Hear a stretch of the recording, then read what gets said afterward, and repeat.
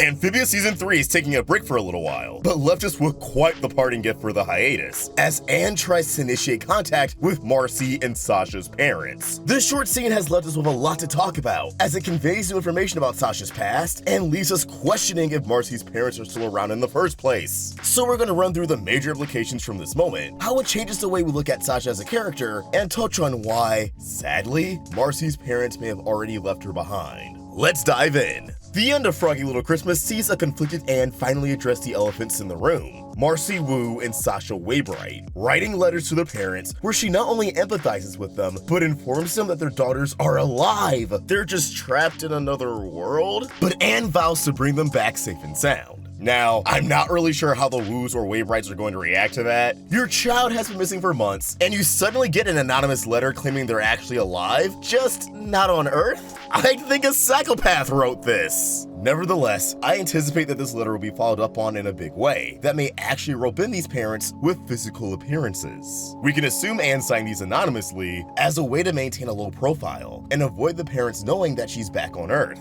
pursuing her for further information. And suddenly, those two students from St. James Middle School snapping a pic of Anne feels like an even bigger deal. As Anne said, Desi and Rico would love to get pictures of the girl who went missing for the school vlog. Anne has ran into numerous peers at this point, so her presence on Earth won't be a secret amongst the student body much longer, especially after she paraded around LA shouting her name. Woo! I'm Anne Foodjoy! I'm Anne Foodjoy!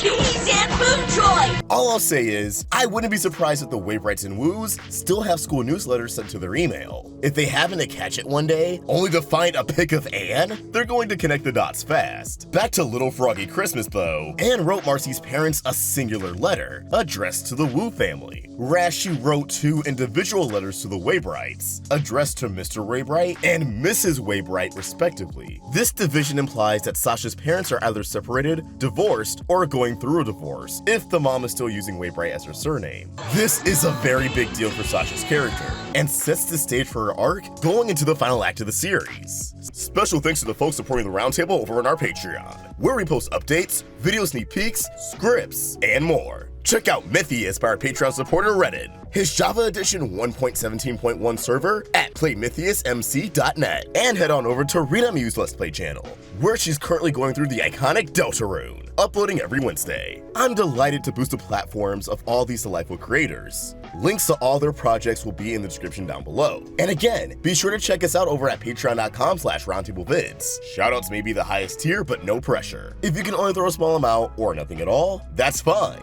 We'll be okay nonetheless. Any support is the best support, and watching our videos is support enough. All of that being said, let's jump back to the video. Sasha being a child of divorce recontextualizes a lot about her actions and certain lines of dialogue that's come out of her mouth, like how she pressured Anne into spending her birthday with her friends instead of family, portraying their plans with Marcy as fun and exciting, while downplaying Anne's family plans as lame and boring. Sasha scoffs at the idea of quality time with family because it's a privilege that's been taken away from her. In true colors, once Anne dissolves her friendship with Sasha, the Queen Bee attempts to send Anne back to Earth in order to separate her from her frog family, taunting Anne with, Sorry, Anne. Say hi to your parents for me. which isn't only spiteful, but now reads as envy towards Anne, as if Sasha resents her for having a healthy family on both worlds. Meanwhile, Sasha feels as if she only has grime, especially after her former best friend just called her a terrible person right to her face. I'm done listening to you. I'm done trusting you. You're a horrible person, and I am done being friends with you. And while we're taking this stroll down memory lane, some of Sasha's phrases, such as end of discussion, sound like something a stressed out parent would say at their child. So I imagine Sasha's mother or father would constantly shut down arguments with her by saying that exact same thing. This revelation also explains why Sasha is such a rule breaker. Rebellion is one of many behavioral issues that can develop in a teenager when dealing with their parents splitting up. It's pretty common. This also explains her general need for control, why she forces her will onto others and excels at manipulation. She has no control over the situation of her parents, so she seeks it in outside social situations. Going back to true colors, it makes sense Sasha feels as if she would benefit from staying in Amphibia and grew a desire to rule this frog world, as opposed to returning back home where harsh reality awaits her in a scenario where she feels as if she has no power. Now, I don't believe Sasha's parents were divorced for most of her childhood, given that the flashback in the third temple shows a different kind of Sasha, one who was always bold and determined, but didn't seem to manipulate and control others. The trio didn't always have a toxic dynamic, it unfortunately just evolved into one. Sasha must have become the person she's been for a majority of the series after her parents split up, probably in early middle school, which is why she ascended to Queen Bee, but is still friends with Anne and Marcy, who don't appear to be that popular. It's also worth re-examining Sasha and Grime's relationship. Grime has served the role of a father figure during Sasha's time in Amphibia, once she was no longer his prisoner. Wouldn't surprise me if her biological dad is absent in her life more often than not. He could be a bit more detached from Sasha, which is part of the reason why she values what Grime has to say. The other part being that Grime tells her what she needs to hear, even if it isn't what she wants to hear in the moment. He doesn't coddle her like everyone else, he keeps it real. You're upset that Anne stood up to you, and that things between you will never be the same again. You need to confront it. Go into that house, face what burdens you, and when you've got your head back on straight, come join me. But when Sasha and Marcy do inevitably return to Earth, will their family take them back with open arms, or will one of these girls be left behind? Prior to the Season 3 premiere, Matt Brawley had an interview with The Gamer, and this interview alludes to something heavy we haven't seen yet. Returning home is a big theme this time around, with many characters being forced to face the consequences of their absence in the face of families who have either moved on without them or haven't learned to accept their disappearance in the first place. Losing people has a heavy toll, even in cartoons like this. There's an episode this season, I won't give too much away, but there are some stories that absolutely deal with the idea that Anne has been gone for almost 5 months. That has lasting impact and ripples. Moved on without them, eh? Sounds like someone is getting a heaping of abandonment issues. Given how Sasha has turned out, a lot of people didn't have high hopes for her parents, but with the information that they're divorced, I think we can decipher who's being referred to in the interview.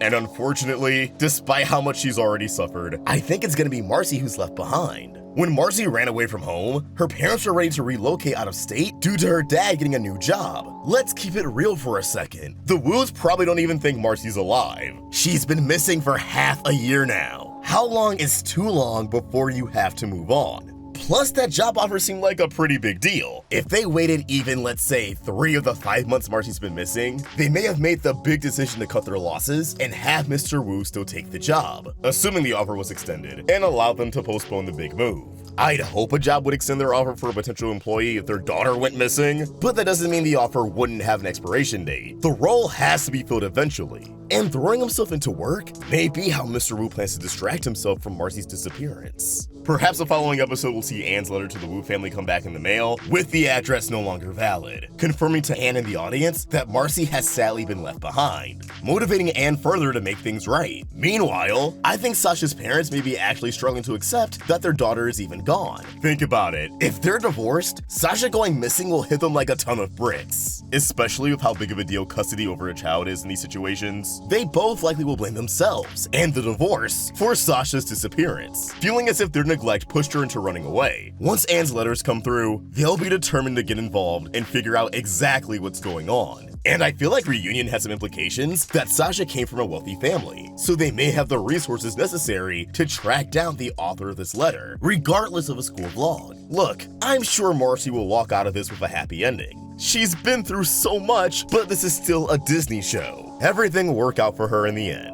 Please don't age terribly. And I can't imagine Andrew's invasion going down without Anne, Marcy, and Sasha standing up to him to save the day. And once there's robots storming throughout Los Angeles, cameras are gonna start rolling. So perhaps the girls will make it onto some sort of broadcast or viral video that Marcy's parents will catch wind of, promptly returning to LA in hopes of reuniting with their daughter. You know, assuming she isn't assimilated into a hive mind forever. But as always, these are just my thoughts, and I'd love to hear yours. What do you think? Between Marcy and Sasha, who do you think has already been left behind by their family? What other observations about Sasha have you made since the implications of her parents' divorce? Let us know your thoughts in the comments below, or keep the conversation going over at Roundtable Vids. And for more of my own thoughts, you can find me at OstricVox. We're also on Instagram. Special thanks to JANKYBONES for creating an awesome thumbnail. For more of their amazing art, you can find them on Twitter and Instagram at BoneJanky, and subscribe to their YouTube channel. Link in the description. If you enjoyed this video, please throw it a like, and subscribe to the Roundtable for more great cartoon content. Thank you for watching, and I hope you have an awesome day. See ya!